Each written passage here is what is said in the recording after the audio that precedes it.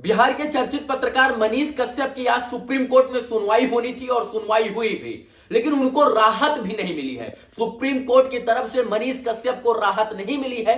तमाम media reports के मुताबिक सुप्रीम कोर्ट ने कहा है कि आप हाई कोर्ट जाइए, संबंधित केस से जुड़े हुए हाई कोर्ट में आप जाइए और वहां पर अपनी याचिका को दायर कीजिए। यानी मनीष कश्यप को आज सुप्रीम कोर्ट में कोई भी राहत नहीं मिली हुई है। और इसके बाद सुप्रीम कोर्ट में आज क्या बहस हुई, बिहार सरकार की तरफ से पेश वकील ने क्या कहा, इसके बाद तमिलनाडु सरकार की तरफ से पेश वकील कपिल सिब्बल ने क्या कहा, मनीष कश्यप के वकील ने क्या कहा, इन तमाम विषयों पर बात करेंगे। लेकिन सबसे बड़ी खबर यह है कि मनीष कश्यप की याचिका को सुप्रीम कोर्ट में खारिज कर दिया गया है और उनको कोई भी राहत नहीं मिली है। की बात कही जा रही थी रेगुलर बेल, वो भी इन तमाम विषयों पर आज सुप्रीम कोर्ट में सुनवाई हुई और मनीष कश्यप को बड़ा झटका लगा है। सुप्रीम कोर्ट की तरफ से कोई राहत नहीं मिली है। सुप्रीम कोर्ट में आज जो सवाल जवाब हुआ वो पढ़कर आपको बताते हैं। मनीष कश्यप की तरफ से सीनियर एडवोकेट मनिंदर सिंह आज जो है पेश हुए थे। पहले एफआईआर हुई, अब एनएसए क्यों, यह सुप्रीम कोर्ट में सवाल पूछा गया सीनियर एडवोकेट मनिंदर सिंह द्वारा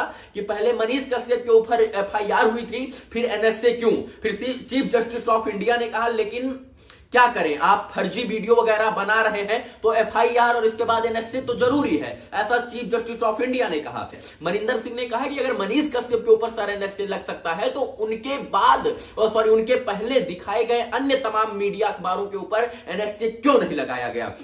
इसके बाद फिर जो है चीफ जस्टिस ऑफ इंडिया ने कहा लेकिन अगर आपको एनएसए का उपाय चाहिए तो आप हाई कोर्ट जाइए। यानी सुप्रीम कोर्ट ने उनकी याचिका खारिज करते हुए उन्हें एनएसए के उपाय के लिए, एनएसए की सुनवाई के लिए संबंधित हाई कोर्ट जाने की बात कही है। यानी मद्रास हाई कोर्ट जाने की बात कही है। किसने? चीफ जस्टिस ऑफ इंडिया यानी सुप्रीम कोर्ट ने। फिर सीजीआई ने कहा हम एफआईआर को क्लब कर सकते हैं, तो उनके वकील मनीष कश्यप के वकील सिंह ने कहा जहां भी पहली एफआईआर दर्ज होती है इस नियम का पालन किया जाता है। फिर सीजीआई यानी चीफ जस्टिस ऑफ इंडिया ने कहा मुझे कॉमन एफआईआर के बारे में बताइए। ये तमाम बहस हुई है जो मीडिया रिपोर्ट्स में छपी हुई है और उसी को पढ़ के मैं सुना रहा हूं।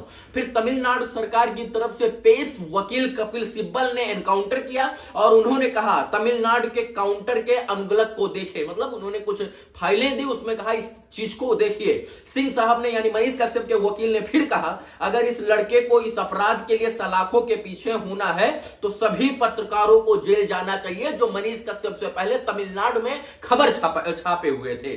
सिब्बल ने कहा कि मनीष कश्यप कोई पत्रकार नहीं है बल्कि वो चुनाव लड़ चुके हैं और एक वो राजनेता है। तमिलनाडु सरकार की तरफ से पेश वकील कपिल सिब्बल ने यह बयान दिया कि मनीष कश्यप कोई सिर्फ पत्रकार नहीं है बल्कि वो राजनेता है और बिहार में जो है उनके ऊपर पहले भी कई धाराओं में मुकदमा दर्ज है और वो पहले भी चुनाव लड़ चुके हैं।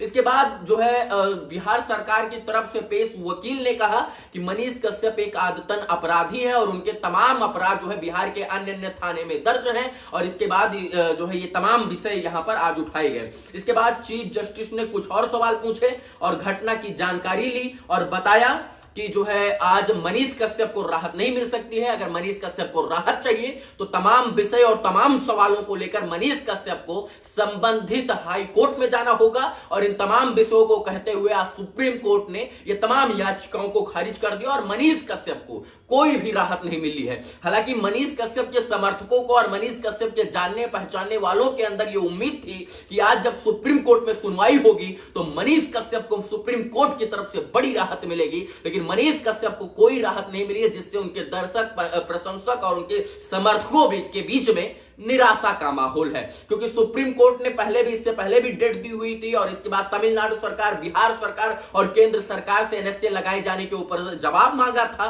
इसके बाद तमिलनाडु सरकार ने एफिडेविट देकर एनएसए क्यों लगाया गया था इसके ऊपर जो है उन्होंने जवाब दिया था। और आज मनीष कश्यप के लिए बड़ा दिन होने वाला था क्योंकि आज 8 मई था और 8 मई को सुनवाई होनी थी, तो लोगों को लग रहा था कि आज या तो एनएसए हट जाएगा या फिर क्लब कर दिया जाएगा या तो फिर उनको बेल दे दिया जाएगा, लेकिन कोई भी मामले में उनको राहत नहीं मिली है। सुप्रीम कोर्ट ने सीधे सीधे कहा है कि आपको संबंधित हाई कोर्ट में जाना होगा और वहां पर जाकर अपनी याचिका को दायर करना होगा। यानी एनएसए के ऊपर अगर आप सुनवाई और कार्रवाई चाहते हैं तो आपको उससे संबंधित जिस राज्य में आपका एनएसए लगाया गया है वहां के हाई कोर्ट में जाना होगा।